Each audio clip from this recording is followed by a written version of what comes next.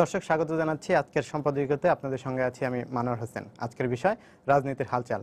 আর এ নিয়ে আলোচনার জন্য আমাদের সঙ্গে স্টুডিওতে উপস্থিত হয়েছেন সাবেক নৌপরিবহন মন্ত্রী এবং আওয়ামী লীগ দলীয় সংসদ সদস্য মাদারীপুর 2 আসন থেকে শাহজাহান খান, আছেন লেখক ও গবেষক মহিউদ্দিন আহমেদ এবং বিএনপি চেয়ারপারসনের উপদেষ্টা তৈমুর আলম খন্দকার।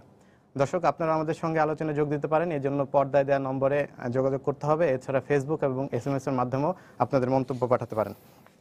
দর্শক, আলোচনা যাওয়ার আগে জেনে নেব আজকের প্রধান শিরোনামগুলো। ডক্টর কামালের নেতৃত্বে নির্বাচনে যাওয়া ছিল বিএনপির বড় ভুল, মত ভাইস চেয়ারম্যান হাফিজ উদ্দিনের। তার জনসম্পৃক্ততা নিয়েও প্রশ্ন, এখনই প্রতিক্রিয়া জানাতে চায় না গণফোরাম।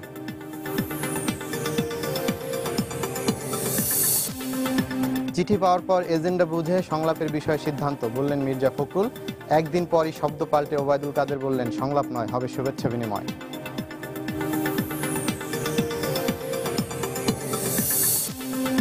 উপজেলা নির্বাচনের তফসিল ফেব্রুয়ারির প্রথম সপ্তাহে, 5 ধাপে ভোট গ্রহণ। সদর উপজেলায় সব কেন্দ্রে ইভিএম ব্যবহারের সিদ্ধান্ত।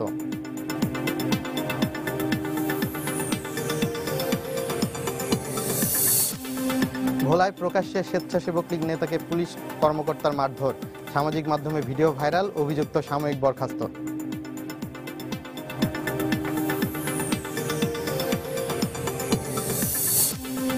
এবং নোংরা অস্বাস্থ্যকর পরিবেশে চলছে খাদ্য তৈরি, ফ্রিজে মিলেছে ফাঙ্গাস পড়া মাছ। রাজধানীর নিউ মার্কেট নয়াপল্টনে ভেজাল বিরোধী অভিযান।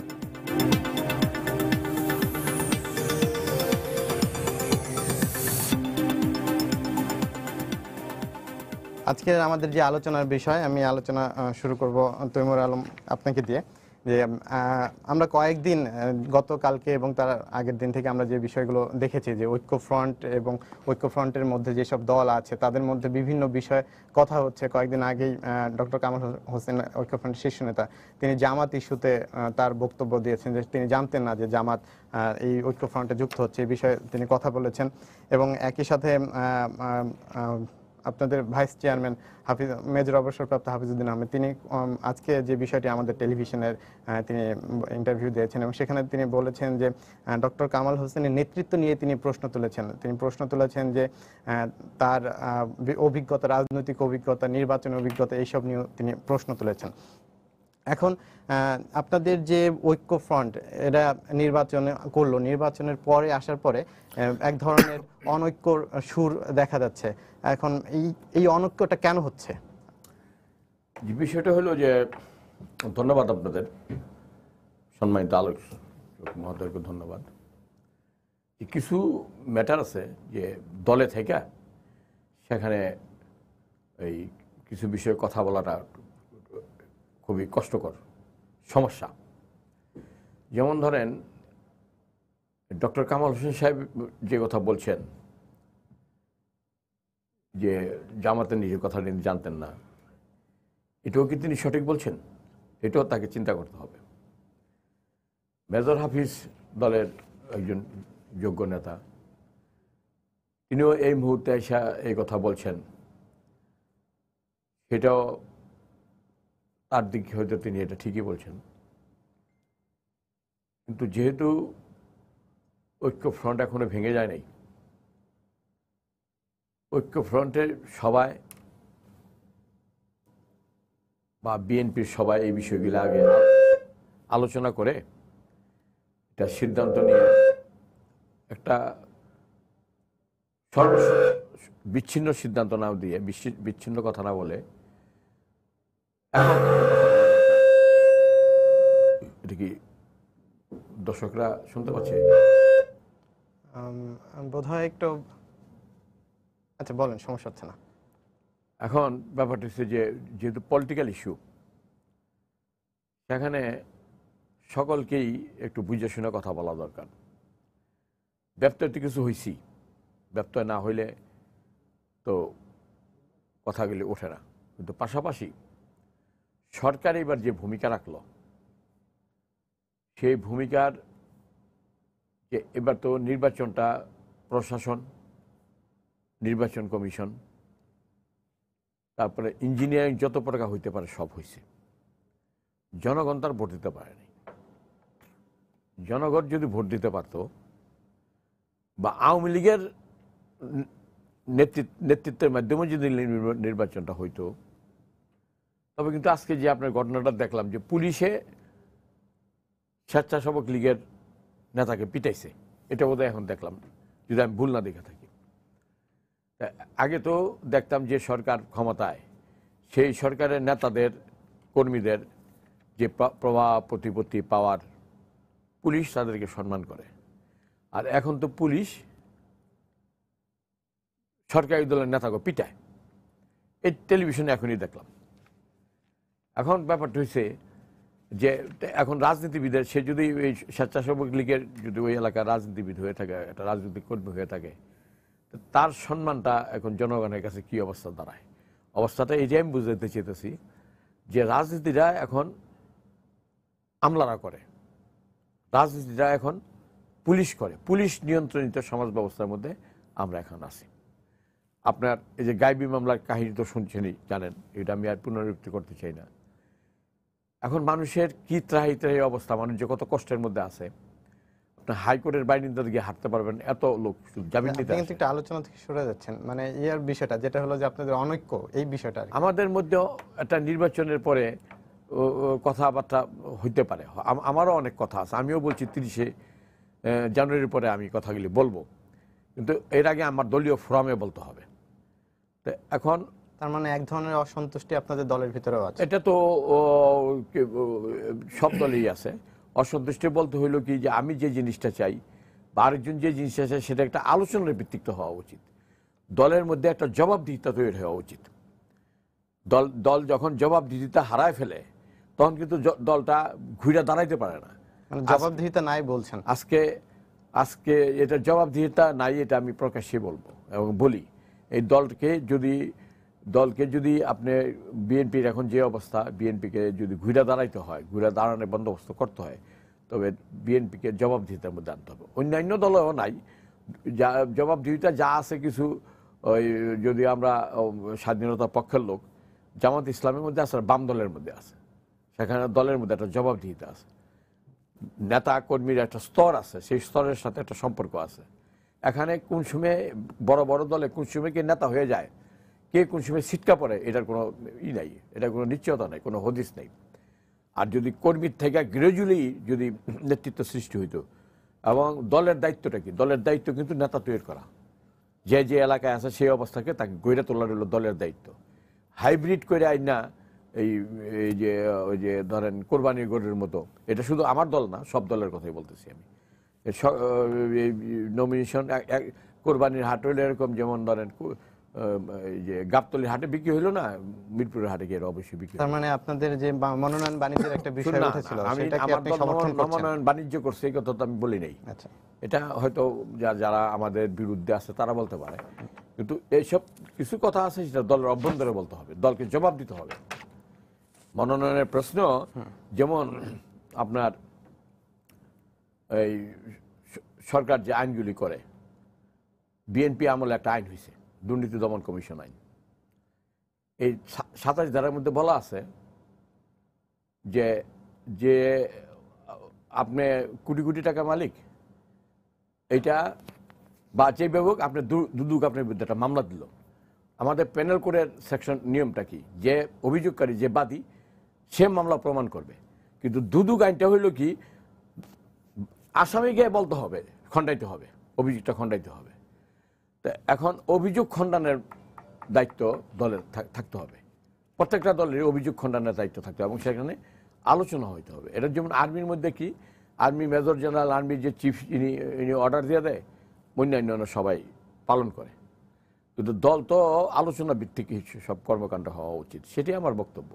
যে যাই হোক, যা কিছু করতে হয় পারস্পরিক আলোচনার ভিত্তিতে সিদ্ধান্ত নিয়ে করতে হবে। আচ্ছা, আপনাদের যে জোট, যে ঐক্যফ্রন্ট, জাতীয় ঐক্যফ্রন্ট হলো, এটাকে আপনারা কি নির্বাচনের জন্য করেছিলেন, নাকি ভবিষ্যতে এগিয়ে নেওয়ার জন্য আপনাদের পরিকল্পনা কোনটা? এটা এই প্রশ্নের জবাবটা, যে আমার চেয়ে উপরে যারা দলের দায়িত্বে আছেন, যারা নীতি নির্ধারক, মূল নীতি নির্ধারক, আমরা তো ধরেন সেকেন্ড ক্যাটাগরির পজিশনে আছি, মূল দায়িত্ব পলিসি মেকার, তারা এই সিদ্ধান্তটা নেবেন।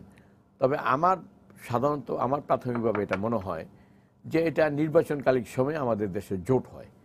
যেমন ধরেন শাহজাহান ভাইরা একটা জোট করছে, এটার নাম মহাজোট। মহাজোটে এরশাদ সাহেব ছিল, তারপর আর অন্যান্যরা ছিল, ওয়ার্কার পার্টি ছিল, জাসদ ছিল, সবাই সেখানে ছিল। কিন্তু এখন তো তা সরকারও নাই, এবং ঘোষণা দিয়েই তো এই যে এরশাদ সাহেব বিরোধী দল করে ফেলছে। অতএব জোট যে সবসময় টিকে থাকবে বা করতে পারবে, সেটাও আমাদের দেশে বিগত রাজনীতি এই কথা বলে না। এখন ভবিষ্যৎ দেখা যাক কি হয়। শাহজাহান খান, আপনার কাছে আসবো। যে জোটের রাজনীতির কথা বলা হলো, যে আপনারাও একটা জোটের মাধ্যমে দীর্ঘদিন যাবত জোটে অংশ নিচ্ছেন। জোটের টানাপোড়েনের বিষয়টা, যে তাদের যেভাবে, তাদেরকে মনে হচ্ছে যে শুধু ভোটের রাজনীতি নাকি আদর্শিক জায়গা থেকে টানাপোড়েনের বিষয়টা, কোনটা হচ্ছে? আপনি সঠিক প্রশ্ন তুলেছেন। আসলে সমস্ত জোট ভোটের জন্য করতে পারে, আদর্শের ভিত্তিতেও জোট হতে পারে একটা আদর্শ প্রতিষ্ঠার জন্য। সরি, এই আদর্শবিহীন কোনো রাজনীতি বা কোনো রাষ্ট্র পরিচালনা, সেটা কিন্তু দেশ এবং জনগণের কল্যাণ করতে পারে না। তার ইতিহাস অনেক আছে। এখানে বিএনপির জোটটা ছিল প্রথমত জামাত ভিত্তিক। জামাতকে তারা এমনভাবে হৃষ্টপুষ্ট করেছে যে জামাতের বাইরে তাদের আর যাওয়ার কোনো সুযোগ এখনো নাই। এখন যখন জামাতকে নিয়ে তারা হোঁচট খাচ্ছিল, এই অবস্থায় তারা ভর করলো এসে আপনার ডক্টর কামালের উপর। একজন অত্যন্ত শ্রদ্ধেয় ব্যক্তি, আমিও শ্রদ্ধা করি, কারণ আমার বাবার সঙ্গে তিনি দীর্ঘদিন রাজনীতি করেছেন এবং আমার বাবার সঙ্গে তিনি পার্লামেন্টও ছিলেন। সুতরাং তাকে আমি অত্যন্ত সম্মান এবং শ্রদ্ধা করি, আমাকে অত্যন্ত স্নেহ করেন। এর সম্পর্কে আমার আসলে বলা কঠিন ব্যাপার, তবু দুই একটা কথা না বললে হয় না। ডক্টর কামাল সাহেব উনি বললেন আমি জামাতিদের সঙ্গে ঐক্য করব না, এবং আমরা তখন আশ্বস্ত হলাম যে যাক, অন্তত আদর্শের জায়গাটা বোধহয় উনি এখনো ধরে রেখেছেন। তার মুক্তিযুদ্ধের চেতনা, বঙ্গবন্ধুর আদর্শ, এই জায়গাটা বোধহয় উনি ধরে রেখেছেন, এটা একটা ধারণা ছিল। কিন্তু যখন দেখলাম যে জামাতেদের সঙ্গেও সে জোট করলো, সে প্রথমে দেখেন এই জায়গায় হলো মানে তাদের লুকোচুরি খেলাটা। লুকোচুরিটা হলো এই যে বিএনপির সঙ্গে তারা বসলো, কথা বললো, বিএনপি আবার ভিন্ন জামাতিদের নিয়ে কথা বললো, এই 20 জোটের সঙ্গে না বলে তারা বললো বিএনপির সঙ্গে ঐক্য করেছে। কিন্তু যখন নমিনেশনটা দিল, তখন কিন্তু 25 জন জামাত ইসলামীদেরকে নমিনেশন দিল, এবং এখন বলছেন যে আমি জানতাম না এই জামাতিদের নির্বাচনে প্রার্থী করা হয়েছে। এইটা আসলে একটা লুকোচুরি আমি বলবো আর কি, এবং ওনার মতো একজন ব্যক্তি এত একটা ভুল করবে আমি জানি না। তারপরে যেটা আমার অত্যন্ত প্রিয় মানুষ খন্দকার তৈমুর ইসলাম সাহেব, আমরা একসঙ্গে অনেক দিন ঝগড়া বিবাদও করেছি, আবার আমাদের পরিবহন পরিচালনায় একটা আবার ঐক্য সৃষ্টি করছে। তো সেই দিক থেকে আমি মনে করি যে তৈমুর ভাই অনেকগুলো কথা বলেছেন, কিন্তু কথাগুলো বলতে গিয়ে উনি অনেক কিছু কিন্তু আবার চাপিয়ে গেছেন। এই বলে বলে করেও কিন্তু বলতে পারলেন না। এই জায়গাটাই হলো ওনার আর একটা লুকোচুরি। কারণ ওনাকে বলতে হবে আজকে যে ওনার দল কতটা ভুল করেছে। একজনে বলবেন যে ডক্টর কামালের সঙ্গে ঐক্যফ্রন্ট করাটা ভুল ছিল, আবার এইটাকে উনি তার কথাটা কিন্তু সুস্পষ্ট আমি বুঝিনি যে হাফিজ সাহেবের কথাটাকে উনি কিভাবে নিয়েছেন। আমি কিন্তু খুব গুরুত্ব সহকারে নিয়েছি। হাফিজ সাহেব একজন মুক্তিযোদ্ধা, বঙ্গবন্ধুর নেতৃত্বে মুক্তিযুদ্ধ করেছেন, জয় বাংলা স্লোগান দিয়েছেন, এবং পরবর্তীতে যখন বিএনপিতে উনি গেলেন, তখন জামাতিদের সঙ্গে আতাত করার ক্ষেত্রে উনি কিন্তু এটা কোনো প্রতিবাদ বা এটা কোনো কথা বলেননি, কিন্তু উনি সেটা করলেন। এই জায়গাটা উনি আদর্শকে বিসর্জন দিয়েছেন। এখন আদর্শ হলো কি, আমাদের মুক্তিযুদ্ধের চেতনার ভিত্তিতে যে রাষ্ট্র পরিচালিত হচ্ছে একটা দেশ। আপনি ধরেন এখনো ইউরোপের বহু দেশ যেখানে যুদ্ধ হয়েছিল, দ্বিতীয় বিশ্বযুদ্ধে বহু বিচার এখনো হচ্ছে। এই জায়গাটা কিন্তু যারা সরকারি দল তারাও যুদ্ধাপরাধীদের বিরুদ্ধে, আবার যারা বিরোধী দল তারাও কিন্তু যুদ্ধাপরাধীদের বিরুদ্ধে। তাহলে আমরা মুক্তিযুদ্ধ করে দেশ স্বাধীন করলাম, সেই দেশের মুক্তিযুদ্ধের চেতনার ভিত্তিতে সরকার পরিচালিত হতে হবে, এবং মুক্তিযুদ্ধের চেতনার ভিত্তিতে কিন্তু বিরোধী দলকে পরিচালিত হতে হবে। এইটাই হলো আদর্শ এবং চেতনা, তাহলে পরে এইটা যাদের মধ্যে থাকে না তারাই কিন্তু এই বিভ্রাটের মধ্যে পড়ে, এবং যেটা এখন বিএনপি পড়েছে। আপনি দেখেন তামিম ভাই বলেছেন আপনার হাফিজ সাহেবের কথাটা তা উনি এড়িয়ে গেছেন, আমি আগেই বলেছি। তারপরে উনি বললেন যে সরকারি যে এই ইঞ্জিনিয়ারিং করে নির্বাচনে জিতছে, তামিম ভাই তো ভুলে যাওয়ার কথা না, 54-তে ওনার বয়স কত আমি জানি না, তবে আমি কিন্তু তখন আমার শৈশবকাল, আমি তখন এখন সব মনে নেই, কিছু কিছু মনে আছে, কারণ আমার বাবা তখন নির্বাচন করছিলেন, 54 সালে এমএলএ নির্বাচন করছিলেন যুক্তফ্রন্টের প্রার্থী হিসাবে। সুতরাং তখন আমার বাড়িতে লোকজনের এবং এইগুলো কিন্তু তখন মনে আছে, একটা ব্যাপক সাড়া ছিল নির্বাচনে। আর 70 সাল তো দেখেছি, 70-এ একটা ব্যাপক জনগণের সাড়া। এবারেও কিন্তু সেই উৎসাহ উদ্দীপনার মধ্যে কিন্তু এবারে নির্বাচন গেছে। ওনাদের ব্যর্থতা কোন জায়গাটা জানেন? সেটা হলো যে আমি অনেক জায়গায় বলি যে ফর্মুলা, সূত্র, যেমন অ্যালজেব্রার সূত্র যদি আপনি ভুল করেন আপনার অঙ্ক মিলবে না। রাজনীতির একটা সূত্র আছে, যেই জনগণের জন্য রাজনীতি, সেই জনগণকে পুড়িয়ে পিটিয়ে কুপিয়ে হত্যা করবেন, যেই তাদের সম্পদ ধ্বংস করবেন, সেই রাজনীতি জনগণ গ্রহণ করতে পারে না। আর পারে না বলেই কিন্তু ওনাদের এই জায়গাটা ওনারা আর মানে এমনভাবে ওরা কুজো হয়ে গেছে যে তাকে কিন্তু মেরুদণ্ড সোজা করে দাঁড়াবার কঠিন অবস্থা। এটা আমরা তখনও বলেছি। আরেকটা দেখেন ব্যর্থতা কোথায়। বিএনপি যখন নিজেরা দাঁড়াতে পারছিল না, বিএনপি এবং জামাত, তখন এক এক সময় এক একজনের উপরে ভর করেছে। যেমন হেফাজত ইসলামের একটা সমাবেশ আপনার মনে আছে 2013 সালের 5 মে তারিখে। সেদিন বেগম জিয়া কি বললেন ঢাকাবাসী সব তাদের পাশে এসে দাঁড়ান, কিন্তু কেউ দাঁড়ালো না। রাত্রে যখন তাদেরকে সেখান থেকে তুলে দেওয়া হলো, পরের দিন সকালে বললেন যে 2000 হেফাজত কর্মীকে হত্যা করা হয়েছে। এটা মানুষ কিভাবে নিয়েছে আপনি চিন্তা করেন। তারপরে আবার কি করলেন, ছাত্র আন্দোলনের উপরে ভর করলেন। এইভাবে অর্থাৎ একটা পরগাছার মতো তারা দাঁড়াবার চেষ্টা করেছেন। সব শেষে এসে যখন দেখলেন যে আসলে এই সমস্ত পথ ভুল, এই ভ্রান্ত বিষয়টা তাদের কাছে যখন স্পষ্ট হলো, তখন এলো ডক্টর কামালের কাছে। এবং ডক্টর কামাল সাহেব তিনি, আমি মনে করি একজন অত্যন্ত গণতন্ত্রী মনা মানুষ, এটা ঠিক, এবং একজন ভালো অভিজ্ঞ একজন উনি রাজনীতিক আর আপনার আইনজীবী।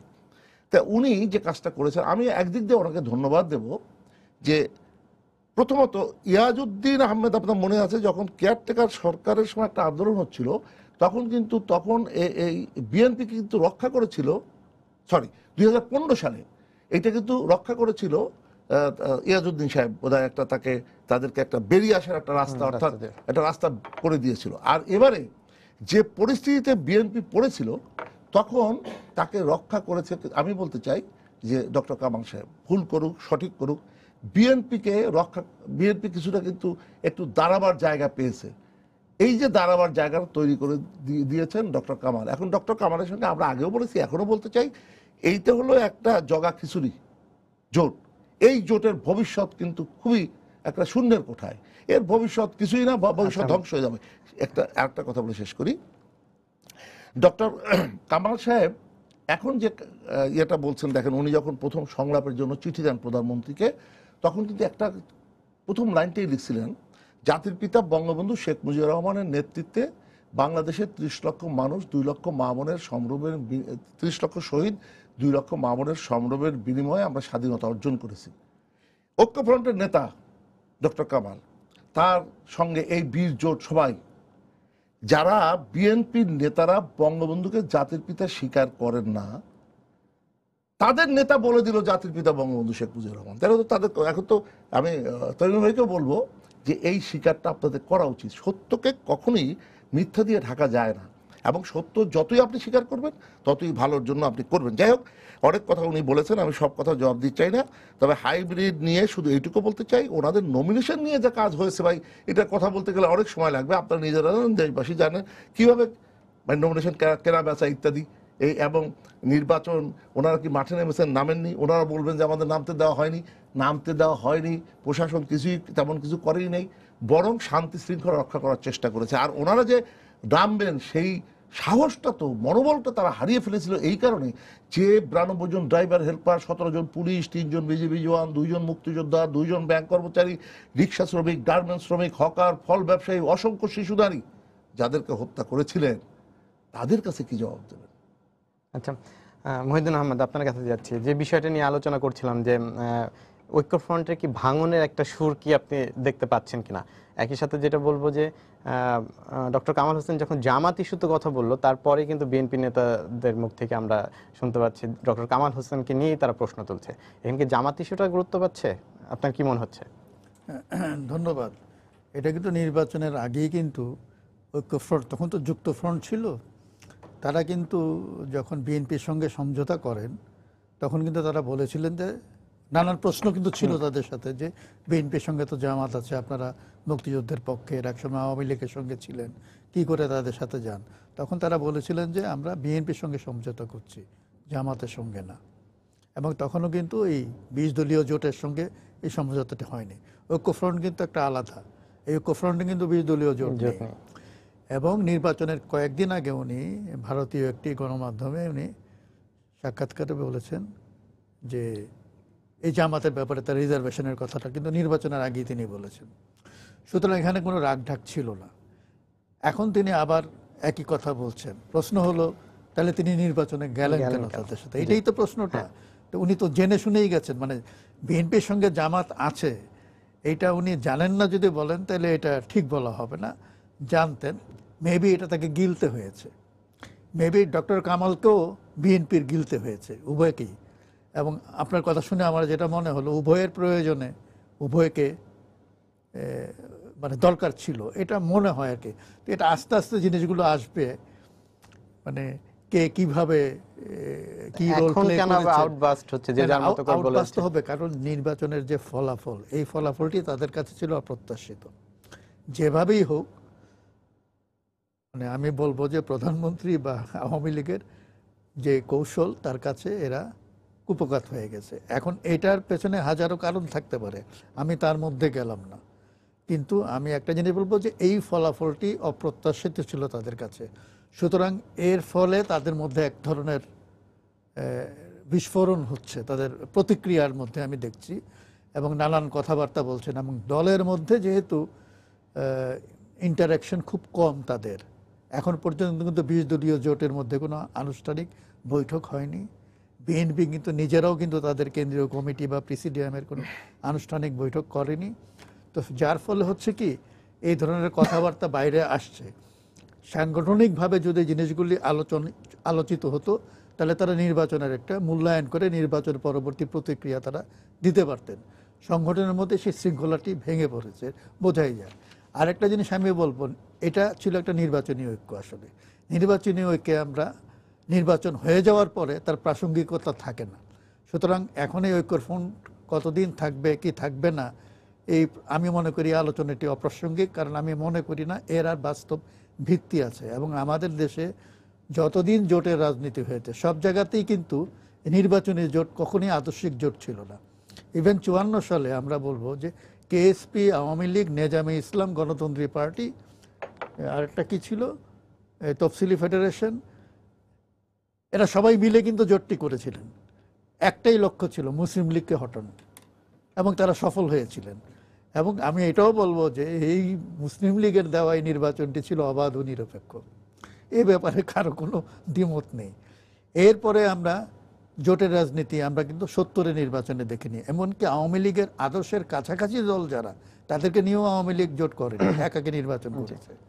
আবার আমরা এই জোটের রাজনীতি দেখি এর পরবর্তীতে, সেগুলোও কিন্তু এই সমীকরণগুলি কিন্তু ভোটের সমীকরণ, বেশিরভাগ ক্ষেত্রেই ভোটের সমীকরণে আদর্শিক ব্যাপারটা।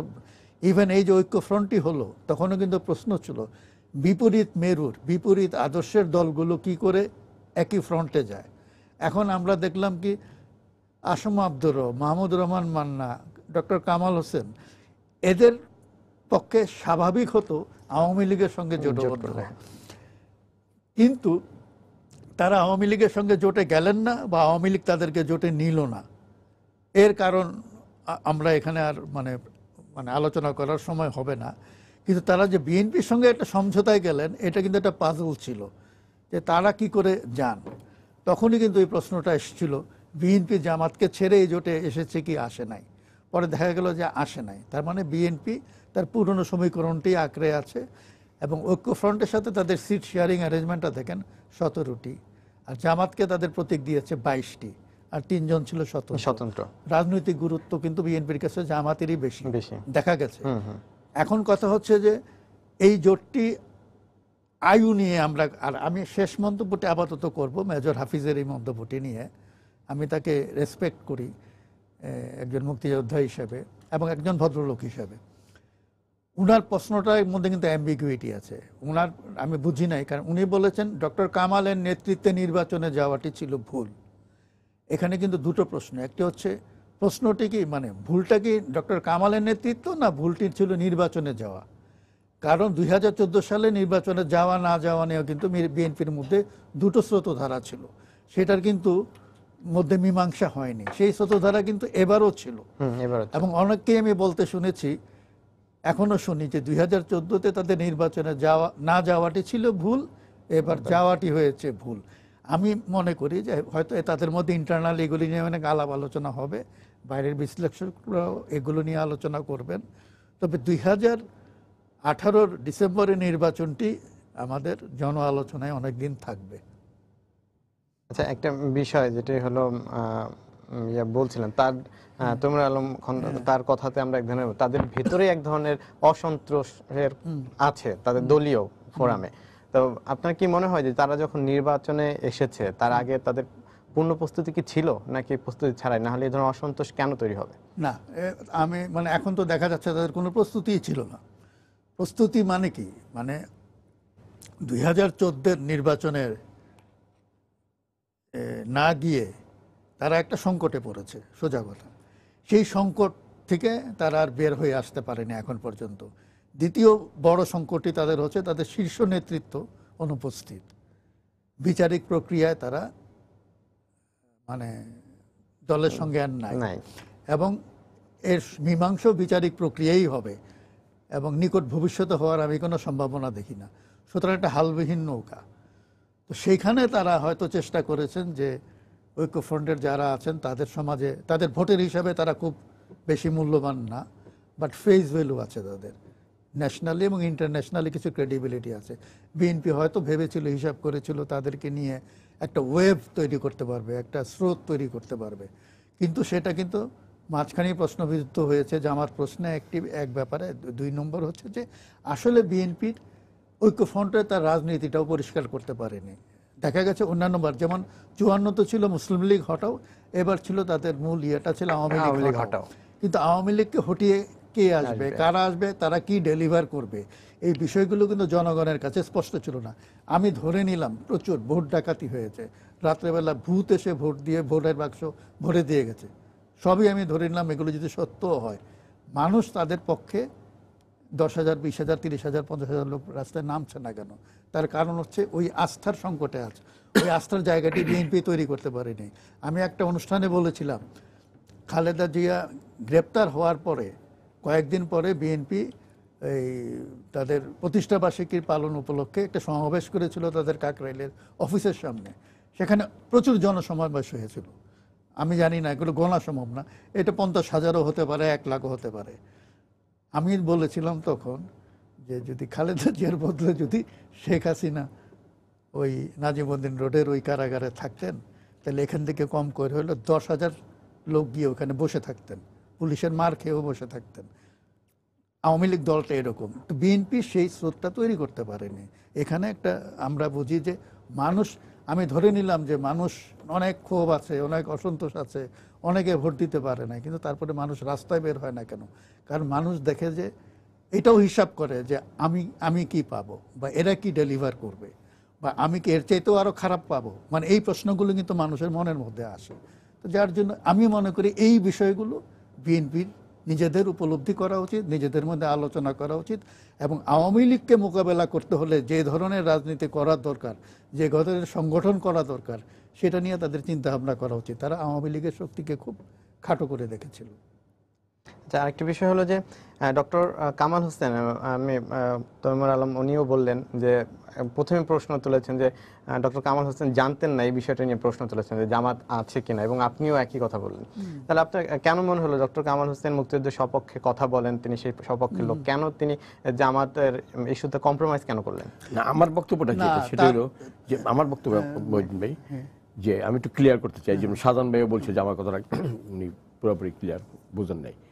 সেটা হলো যে কামাল হোসেন সাহেব তো শাহজাহান ভাই যেরকম শ্রদ্ধা করে আমিও শ্রদ্ধা করি, কিন্তু কামাল হোসেন সাহেব তো একটা দলের নেতৃত্ব দিচ্ছেন, একটা ফ্রন্টের, ঐক্য ফ্রন্টের নেতৃত্ব দিচ্ছেন, এবং he is a very much responsible man. এটা কি দায়িত্ব ছিল না যে কারা কারা নমিনেশন পাচ্ছে, কিভাবে হচ্ছে না বা হচ্ছে এগুলি ক্লিয়ার করা? এটা ক্লিয়ার যখন হয় নাই, দলের নেতা হিসেবে তার দায়িত্বটা কি ছিল যে ইলেকশনের 2 দিন আগে এটাকে ডিসক্লোজ করে দেওয়া? উনি জানতেন না, ঠিক আছে, বুঝলাম। একটা কথা আছে বায়ার রেসপন্সিবিলিটি। আমি যদি আপনার এখান থেকে এটা কিনা বাইক নিয়ে গেলাম, এরপরে গেলাম যে এটা ফাটা, এটা চলবে না। কেনার সময় দেখে এই তো এটা ফাটা না ভাঙ্গা না ভালো, এটা কিন্তু আগেই দেখতে হবে। তো এত বড় একজন যারা লয়ার হইয়া বা ওনার পাশে যারা আছেন, তারা কিন্তু সবাই মুক্তিযুদ্ধের সপক্ষের শক্তি, এবং তারা ফোর ফ্রন্টের ফাইটার। যারা ঐক্য ফ্রন্টে আছে, যারা বিএনপিতে আছে, বিএনপির সাথে জামাত আছে, এটা অস্বীকার করার উপায় নেই। কিন্তু পাশাপাশি ওই সময়ের যে বড় বড় মুক্তিযোদ্ধারা আছে, আর মুক্তিযোদ্ধার দল যে বিএনপি, এটাও অস্বীকার করার উপায় নেই। কিন্তু সরকারি দল সবসময় এই জামাতকে একটা ওভারলেপিং আইনা এটাকে এই দল বানাইতে চায়, ওই যে মুক্তিযুদ্ধের বিরুদ্ধে দল বানাইতে চায়। আজকে আওয়ামী লীগের সাথে কারা আছে, যারা একসময় শেখ সেলিম সাহেবের বক্তব্য অনুযায়ী যারা বঙ্গবন্ধু হত্যার প্রেক্ষাপট তৈরি করেছিল, তারা কিন্তু এখন আওয়ামী লীগের আছে, আওয়ামী লীগের বড় নেতা হয়ে গেছে। আবার যারা মুক্তিযুদ্ধে ছিল, মুক্তিযুদ্ধের ফোরফ্রন্ট থেকে মুক্তিযুদ্ধ করছে, কাদের সিদ্দিকীর চেয়ে বড় মুক্তিযুদ্ধ এই দেশে নাই। তারপর অন্যান্য যে আসম আব্দুর রব, ওই সময় যে ছাত্র আন্দোলনটাই তো স্বাধীনতা আন্দোলনটাকে গিয়ার আপ করছে, মূল শক্তি হিসাবে সেখানে কাজ করছে। সেই আসম আব্দুর রবি তো এখন আজকে এই বিএনপির দানে শীষ নিয়ে যে নির্বাচনটা করছে। এখন প্রশ্নটা হইল যে মুক্তিযুদ্ধ নিয়ে কিন্তু কোনো নাই, ডিসপুট নেই, এটা আনকম্প্রোমাইজড। কেউ যদি বলে যে আমি মুক্তিযুদ্ধের পক্ষে না, আর তার সাথে আমি রাজনীতি করবো না, আমি করবো না, আমি পরিষ্কার মুক্তিযুদ্ধের পক্ষের লোক, যেটাই হইও। কিন্তু জামাতের ব্যাপারটা যেটা আছে, এই আর ঐক্য ফ্রন্টে যেটা আছে, মহিউদ্দিন ভাই একটা কথা বলছে, ওনার সাথে আমি একমত পোষণ করে বলছি যে যখন ঐক্য ফ্রন্ট হয় নির্বাচনের ভিত্তিক, সেই ঐক্য ফ্রন্টটা কিন্তু গঠিত হয় এই ভোট কেন্দ্রিকই, নির্বাচন ভিত্তিকই, আদর্শিক ভিত্তিক না। যেমন এবার ডক্টর কামাল হোসেন সাহেব যারা বক্তব্য রাখছেন, বা আমাদের দলের পক্ষে তো আমরা যেটা বক্তব্য রাখছি, সেটা হলো এই ঐক্যটি হলো দুঃশাসনের বিরুদ্ধে, গণতন্ত্রের জন্য। হ্যাঁ, গণতন্ত্র, শাহজাহান ভাই বলবেন গণতন্ত্র আছে, এইভাবে আছে ওইভাবে আছে, কিন্তু গণতন্ত্র হলো কন্ট্রোল গণতন্ত্র। শাহজাহান ভাইরা যতটুকু আমাকে গণতন্ত্র করতে দেয়, অতটুকু আমরা করতে পারি। এই একটা আমরা চাইলাম, ওই যে মিটিংয়ের পারমিশন চাইলাম, 7 দিন ঘুরাইয়া 5 ঘন্টা আগে পারমিশন দিল। কখন মাইক বাঁকবো মানুষ কথাই করবো, আসার পথে গ্রেপ্তার করলো, যাওয়ার পথে গ্রেপ্তার করলো। এই হলো আমাদের দেশে এখন গণতন্ত্র চলছে। এই গণতন্ত্রতে মুক্তি পাওয়ার জন্য যারা গণতন্ত্র মানুষ, তাদেরকে একটা ঐক্যবদ্ধ প্রচেষ্টা ছিল এই ঐক্য ফ্রন্ট। আর জামাতের প্রশ্নে আমার বক্তব্যটা একটা ক্লিয়ার, 2টা বক্তব্য আমার। একটা বক্তব্য হলো জামাতকে তার অবস্থান পরিষ্কার করতে হবে। এই দেশে যদি রাজনীতি করতে হয়, এই দেশকে মাইনে করতে হবে যে আমরা এই দেশের স্বাধীনতার পক্ষে। আমরা আর অগত 60 বছরের নিচে যারা আছে তারা তো তার মানে জামাতকে নিয়ে কি আপনার দলের মধ্যে এক ধরনের প্রশ্ন আছে এবং আপনিও বিব্রত বোধ করছেন? পার্সোনাল অপিনিয়ন এটা। আমি আরেকটা বিষয় হলো যে এই জামাতের সাথে যে আমাদের ঐক্য, এটা কিন্তু আদর্শিক কোনো ঐক্য না। আর শেষ কথাটা যেটা আমি বলতে চাই এই জামাত সম্পর্কে, সেটা হলো যে আমরা তো ঐক্য হুজির সাথে করি নাই। হুজি ওই যে মুফতি হান্নানের একটা দল ছিল হুজি, তারপর আর কিছু কিছু এরকম পার্টি বাড়িয়েছে না, অনেকগুলি পার্টি কিন্তু নিষিদ্ধ জঙ্গি সংগঠন। ওই কোনো জঙ্গি সংগঠনের সাথে আমরা ঐক্য করি না, ঐক্য করতে পারি না, কারণ ওরা নিষিদ্ধ। কিন্তু জামাতটা তো আওয়ামী লীগ সরকার নিষিদ্ধ ঘোষণা করে নাই, এবং আমার ধারণা যে নিষিদ্ধ ঘোষণা তারা করবে না, কারণ এটি হলো তাদের একটা ট্রাম্প কার্ড। বিএনপিকে যত বিপদে ফালানোর জন্য, বিএনপিকে মুক্তিযুদ্ধের বিরোধী শক্তি হিসাবে প্রমাণ করার জন্য এটা তাদের কাছে একটা মেডিসিন হিসাবে তারা রাখছে। কিন্তু তারা তো যেদিন থেকে জামাতকে তারা নিষিদ্ধ ঘোষণা করবে সেদিন তো বিএনপির কোনো ক্ষমতা থাকবে না আইনগতভাবে জামাতের সাথে। কিন্তু জামাতকে নিষিদ্ধ না করলেও জামাতকে কিন্তু আপনাদের প্রতীকে আপনারা নির্বাচন করার সুযোগ দিয়েছেন, তখন যদি এই অবস্থা হয় নিষিদ্ধ করার পর নেতারা তো থেকে যাবেন। আমাদের পক্ষ থেকে নজরুল ইসলাম খান বলছেন যে আমরা তো জামাতরে এই মার্কা দিই, আমরা দিছি আমাদের দল, আমরা মার্কা দিছি, এটা আমাদের মার্কা নিয়ে এসে করতেছে। এখন আমাদের মার্কা তো আমরা যে কোনো লোককে দিতে পারি। আচ্ছা শাহজাহান খান, যাদের মার্কা দিছে জামাতকে নিয়ে আপনারা খেলার সুযোগ দিচ্ছেন, আপনাদের ঘাড়ে চাপানো হচ্ছে। আবার বলবো তরুণ ভাই, উনি নিজেও কিন্তু লুকোচুরি করতেছে এখানে। উনি যে কথা মনে প্রাণে বিশ্বাস করে সেটা কিন্তু উনি বলছেন না। মানুষের একটা ধারণাকে একটা জায়গায় আনার জন্য উনি হয়তো কথা বলছেন। উনি যদি এটা বিশ্বাস করেন তাহলে আমি বলবো তার আওয়ামী লীগে জয়েন করা উচিত। কারণ যেই জামাত সম্পর্কে আপনার এখনো সেই ইতিহাস খুলে দেখেন, 2011 সালে যখন গ্রেপ্তার করা হলো একের পর এক জামাতি নেতাদের, কি অপরাধ? যুদ্ধ অপরাধ। তখন কিন্তু বেগম খালেদা জিয়া 18 এবং 19 অক্টোবর বগুড়া, রংপুর, ময়মনসিংহে বক্তৃতা করে বলছিলেন নিজামী, সাইদি, মুজাহিদি এবং সালাউদ্দিন কাদের চৌধুরী নাম উল্লেখ করে বলছিলেন এরা কেউ যুদ্ধ অপরাধী নয়। যখন সাজা হয়ে গেল, ফাঁসি হয়ে গেল, তখন তাহলে উনি কথা বললেন না কেন? এই যে অর্থাৎ আমি বলতে চাচ্ছি রাজনীতিতে স্পষ্ট হতে হবে, যেটা মহিউদ্দিন সাহেব বলেছেন যে আসলে বঙ্গবন্ধু তিনি যে রাজনীতি করেছেন এককভাবে 70 সালের নির্বাচন করেছেন, এবং কিসের ভিত্তিতে মানুষ ঐক্য হলো তার পেছনে? সে তো হ্যামিল্টনের বাসিওয়ালার মতো সারা বাংলাদেশের মানুষকে এমন একটা জায়গায় নিয়ে এলেন যারা 30 লক্ষ মানুষ জীবন দিতে দ্বিধা করলো না। কি করে সম্ভব হলো? আন্দোলন সংগ্রাম করতে করতে বঙ্গবন্ধু বাংলাদেশের মানুষের চেতনায়, মস্তিষ্কে স্বাধীনতার কথাটা ঢুকাই দিতে পারলেন। আর সেখানে এই বঙ্গবন্ধুকে হত্যার মধ্য দিয়ে জিয়াউর রহমান সাহেব যে কাজটা খুব সফলভাবে করার চেষ্টা করেছিলেন, ব্যর্থ হয়েছেন, সেটা হলো যে মুক্তিযুদ্ধের চেতনাটাকে মানুষের মস্তিষ্ক থেকে সেটা ধুয়ে মুছে ফেলার চেষ্টা করলো নানাভাবে। সে অনেক কথাই তো আপনাদের সময় আসলে সব বলাও মুশকিল। তো এইটুকু বলতে চাই, আমার ভাই তৈমুর ভাই উনি মুক্তিযুদ্ধের পক্ষের লোক। আমি যদি ওনাকে এখন বলি সেই জামাত আপনার এই সমস্ত, আমি তো মনে করি যে গণতন্ত্রের কথা বলে বিএনপির মতো একটি দল তারা কিন্তু জ্বালাও পোড়াও মানুষ হত্যা এইটা করার কথা নয়। এটা রাজনীতির হিসাব। কারা করলেন তাহলে? বিএনপিকে সামনে রেখে আমি যদি এইভাবে ব্যাখ্যা করি, বিএনপিও এটা সায় দিয়েছে, তার মানে তো তারেক রহমানেরা যারা আছে বোঝাই গেছে কিভাবে তারা সায় দিয়েছে। তারপর আমি তর্কের খাতিরে যদি বলি, বিএনপি গণতন্ত্রের কথা বলে রাজনীতি এসেছে, যদিও বলেছে বহুদলীয় গণতন্ত্রের রাজনীতি এই বাংলাদেশে প্রবর্তন করেছেন জিয়াউর রহমান। আমি বলবো জিয়াউর রহমানের এই যে প্রবক্তা বানানো, এটা হলো একটা বিভ্রান্তিকর কথা। কারণ কোনো দেশের, আপনি ইউরোপের বিভিন্ন জায়গায় যান, এখনো নাৎসির দল, তারপরে ফ্যাসিস্ট দল ইউরোপের বহু দেশে নিষিদ্ধ। এবং আপনার জানা আছে বোধহয় ইতিহাস, ব্রিটেনে একটা এই ফ্যাসিস্টদের একটা দল যার নাম বিএনপি, ব্রিটিশ ন্যাশনালিস্ট পার্টি, ওই দিন এক কথা বলেন, সেখানে একবার এক নির্বাচনে এই ফ্যাসিস্টদের একজন নির্বাচিত হলো এমপি। তখন হ্যারল্ড উইলসন হলো প্রধানমন্ত্রী। উনি বললেন এই দলটা একটা কুষ্ঠরোগ, ওরা রোগ ছড়াবে, ওদের পার্লামেন্টে ঢুকতে দেওয়া হবে না। ওই পার্লামেন্টে তারা ঢুকতেই দেয়নি। তাহলে কি গণতন্ত্র নষ্ট হয়ে গেছে? এই গণতন্ত্রকে ধ্বংস কে করলো?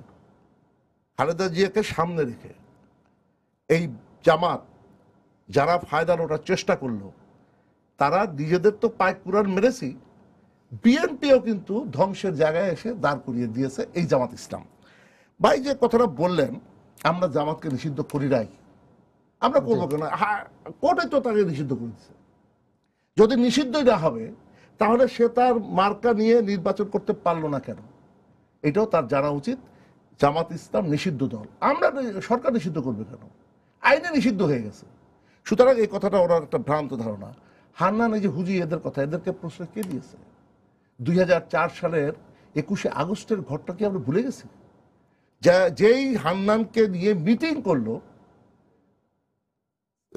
আর নাম কি, ওই যে প্রতিমন্ত্রী ছিল পিন্টু পিন্টু, মিটিং করে যারা এই হত্যাকাণ্ড ঘটাইলো সেই হুদির সঙ্গে তাদের কোনো সম্পর্ক একটা কথা হলো। তাহলে এই যে আমি ভাইকে বলবো যে আপনি যদি মুক্তিযুদ্ধের পক্ষের লোক হয়ে থাকেন তাহলে যে কথাটা আপনি বলেছেন, জামাতকে তার অবস্থান পরিষ্কার করতে হবে, যে এই জামাত কোনোদিনই অবস্থান পরিষ্কার করবে না। তাকে ক্ষমা চাইতে হবে বাংলাদেশের মানুষের কাছে। যে সকল যুদ্ধ অপরাধী এখনো বিচারের অধীনে আছে তাদের বলতে হবে এর বিচার আমরা চাই এবং এই বিচার হোক। আমরা এই কথা যদি ওনাদের মুখ থেকে শুনি তাহলে বুঝবো যে ঠিক আছে। দেখেন এখন বাংলাদেশ, ওনারা যে কথা বললেন আমরা তাদেরকে বেরোতে দেই না, মিটিংয়ের পারমিশন দেই না। 1 মিনিট, পাকিস্তান যার বিরুদ্ধে যুদ্ধ করে আমরা দেশ স্বাধীন করলাম, সেই পাকিস্তানের ইমরান খান যখন প্রধানমন্ত্রী হলেন তখন বললেন যে আমি 5 বছরের মধ্যে পাকিস্তানকে আমি সুইডেন বানিয়ে দেব, একটা উন্নত দেশ বানিয়ে দেবে। একজন বুদ্ধিজীবী বলেছে যে খোদা কি হস্তে হামকো পাইলে বাংলাদেশ বানা দো। তাহলে ইমরান খান স্বীকার করছে, প্রধানমন্ত্রী, তার পাকিস্তানের মানুষ, যে বাংলাদেশ অর্থনৈতিকভাবে অনেক এগিয়ে গেছে। ইমরান খান নিজে কয়েকদিন আগে বললেন, কি বললেন, যে সুদূর প্রসারী পরিকল্পনা গ্রহণের কারণে বাংলাদেশ অর্থনৈতিকভাবে এগিয়ে গেছে। এবং আরেকটা কথা বলেছেন যে পূর্ব পাকিস্তানকে পাকিস্তানের, পশ্চিম পাকিস্তানের মানুষ মনে করত এটা আমাদের উপর একটা বোঝা, এতে সরাই দেওয়া ভালো। এই কয়েকদিন আগে বলেছিলাম, দেখেছেন।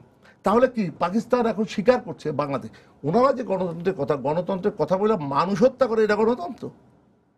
কারণ এদের তো ভয় পায়, আস্থা, যেটা বৈদ্য সাহেব বলেছেন, আসলে আস্থার অভাব হয়ে গেছে তাদের উপরে, মানুষের আস্থার অভাব। এবং যে সমস্ত লোক, আমি বলি একটু, যে সমস্ত লোক রব মান্না, তারপরে সুলতান আহমেদ ইত্যাদি যারা ওখানে গেছিলেন, সবাই মুক্তিযুদ্ধের লোক। সবাই কিন্তু যেটা বলেছেন আমি খুব প্রশংসা করতে চাই, যে যারা গণভিত্তি আসলে সেভাবে নেই, তারা আজকে ঐক্যবদ্ধ হয়েছিল। ভেবেছিল খালেদা জিয়ার একটা বিরাট ইমেজ আছে, কিন্তু মাঠে গিয়ে দেখলেন ইমেজ শেষ। সুতরাং তাদের যে ঐক্য, সেই ঐক্য আমি আবারও বলতে চাই অচিরেই একদম তাসের ঘরের মতো চূর্ণ বিচূর্ণ। মহিউদ্দিন আহমেদ, আমি শাহজাহান খানের কথা ধরে যাচ্ছি, সে বিএনপির ভবিষ্যৎ নিয়ে এক ধরনের শঙ্কা প্রকাশ করেছেন। সাথে একটু যোগ করি, যেটা হলো যে গতকালকে ওবায়দুল কাদের তিনি বলেছিলেন যে যাদের সাথে সংলাপ হয়েছে নির্বাচনের আগে তাদেরকে আবারও আমন্ত্রণ জানানো হবে গণভবনে কথা বলার জন্য। এটা নিয়ে রিয়াকশন আজকে দিয়েছিলেন বিএনপি মহাসচিব মির্জা ফখরুল ইসলাম আলমগীর। তিনি বলেছিলেন যে পুনর্নির্বাচনের দাবিতে, পুনর্নির্বাচনের বিষয় যদি আলোচনার জন্য হয় তাহলে তারা যাবে। তার মানে তাদের এক ধরনের সম্মতি ছিল। এই কথা বলার পরপরই দুপুরে আবার ওবায়দুল কাদের সেই বক্তব্য পরিবর্তন করে বলেছেন এখানে কোনো আলোচনার কোনো বিষয় নেই, এখানে যা শুভেচ্ছা বিনিময়। আমি যেটা বলতে যাচ্ছি যে বিএনপির অবস্থানটা শেষ পর্যন্ত কোন পর্যন্ত, কোথায় গিয়ে দাঁড়াচ্ছে, তারা এখনো পর্যন্ত সংলাপে যাওয়ার আশাবাদী, এই বিষয়টা আবার আওয়ামী লীগ ঘুরে যাচ্ছে। আপনি কি মনে হচ্ছে বিএনপির ভবিষ্যৎটা কি? সংলাপের কথা তো প্রথমে ওবায়দুল কাদের সাহেবই বলেছেন, হ্যাঁ উনি বলেছেন, আবার আজকেই উনি আবার চেঞ্জ তার মানে করেছেন। নিশ্চয়ই এই সংলাপ শব্দটি প্রধানমন্ত্রী এন্ডোর্স করেন নাই, উনি আগ বাড়িয়ে বলেছেন, আবার নিজেই সংশোধন করেছেন যে ঠিক আছে, হয়তো উনি বলতে চেয়েছেন যে নির্বাচনটা অংশগ্রহণমূলক হয়েছে, যারা পার্টিসিপেট করেছে তাদেরকে ডেকে এনে তিনি হয়তো কৃতজ্ঞতা জানাবেন যে আমরা সবাই মিলে একটা নির্বাচন করেছি, পার্টিসিপেশনের জন্য একটা ধন্যবাদ। এটা একটা হতে পারে, মানে একটা ফর্মাল একটা থ্যাঙ্কসগিভিংয়ের মতন। আমাদের দেশে তো এই কালচারটা উঠে গেছে আসলে, যে রাজনৈতিক প্রতিপক্ষর সাথেও একসাথে বসা যায়, একসাথে চা খাওয়া যায়, কথাবার্তা বলা যায়। এই পরিবেশটা নষ্ট হয়ে গেছে নানান কারণে। এখন বিএনপির পক্ষে কি যাওয়া সম্ভব কি সম্ভব না, এটাই হচ্ছে, বা ঐক্যফ্রন্ট যাবে কি যাবে না, এটাই হচ্ছে প্রশ্ন। এখন বিষয়টা হয়ে গেছে কি, নির্বাচন অংশগ্রহণমূলক হলেও আমি যেটা বলেছি এই ফলাফলটি অপ্রত্যাশিত ছিল না তাদের কাছে। এখন নির্বাচনে গিয়ে এখন তারা ভাবছে অনেকেই যে একটা বিষ গিলতে হয়েছে তাদেরকে, মেজর হাফিজের কথা যেটা বোঝা গেল। এখন যদি তারা আবার প্রধানমন্ত্রীর সঙ্গে দেখা করেন, কথা বলেন, এইটার প্রতিক্রিয়া কি হতে পারে এটা তারা নিজেরা বিবেচনা করবেন, আমি জানি না। তবে আমি মনে করি যে সংসদে যাওয়ার 30শে জানুয়ারি যদি শুরু হয়, আমি যতদূর জানি যে এরপরে 90 দিনের মধ্যেও তাদের ওত নিয়ে যাওয়ার একটা সুযোগ আছে। আজকে সিলেটে মির্জা ফখরুল বলেছেন, তাকে একজন প্রশ্ন করেছিল আপনারা সংসদে মিনিট আছে, যাচ্ছেন শেষ কিনা, করে দেবেন, এক মিনিট। তো উনি বললেন যে এটা সময়ের ব্যাপার। তার মানে উনি কিন্তু পথ রেখেছেন খোলা। তা আমার কেন জানি মনে হয় যে এটা নিয়ে আরো টানাপোড়েন চলবে। তারা বিবেচনা করবেন যে গেলে লাভ বেশি না, না গেলে ক্ষতি বেশি। দীর্ঘদিন কিন্তু বিএনপি ক্ষমতায় নাই, ভবিষ্যৎটা কি দেখছেন? মানে ওদের সামনের পথটা কি রকম হবে মনে হচ্ছে আপনার? আমি শুধু বিএনপি দেখছি না, আমি তো বাংলাদেশেই এই বিরোধী দলীয় রাজনীতির মানে ভবিষ্যতেই বেশ এইটা নিয়ে আবার আমাদের একদলীয় একটা শাসন এইটা ব্যবস্থা আমাদের হচ্ছে। সবাইকেই ভাবতে হবে। আমি বিএনপিকেই আওয়ামী লীগের একমাত্র বিকল্প তো মনে করি না, বাট বিকল্প তো দাঁড়াতে হবে, নাহলে সংসদীয় গণতন্ত্র আচ্ছা, টিকবে না। আমাদের সময় শেষ হচ্ছে, হ্যাঁ, Just 10 সেকেন্ডে আপনি বলে একটা দেবেন। জিনিস চিন্তা করেন যে জননেত্রী শেখ হাসিনা হ্যাঁ। বাংলাদেশকে অর্থনৈতিকভাবে রাজনৈতিকভাবে সারা বিশ্বের কাছে যে স্থানে নিয়ে গেছেন, এইটার যে আস্থা আজকে জনগণের তার উপরে সৃষ্টি হয়েছে, এইটা তো বিকল্প নাই। আপনি ঠিকই বলেছেন। শেখ আচ্ছা, হাসিনা কোনো বিকল্প ধন্যবাদ, নাই আজকে শেষ করছি, আমাদের না, না, সময় শেষ একটু হচ্ছে। কথাটা রিপ্লাই দিতে হবে। এই যে পাকিস্তান নিয়ে কথা, পাকিস্তান তো আমাদের সময় বলছে যে বাংলাদেশের মতো উন্নয়ন চায়, আবার এই ইমরান খান কিন্তু পাকিস্তান কিন্তু আবার এই সরকারের নির্বাচনে আবার ধন্যবাদ দিচ্ছে। ওকে, ঠিক আছে, এখন আমরা কথা আরেকদিন হলো- এই নিয়ে কথা না, বলবো, না, আজকে কথা আমাদের শেষ করতে হচ্ছে। বলতে হবে। বিএনপি তো ঘুরে দাঁড়াবে, সবাইকে সেই খবরগুলো ধন্যবাদ আমাদের দিয়ে কাছে শেষ করছি। আজকের সম্পাদকীয় আগামীকাল আবারও দেখা হবে রাত 10টায়, দেখার আমন্ত্রণ রইল। শুভরাত্রি।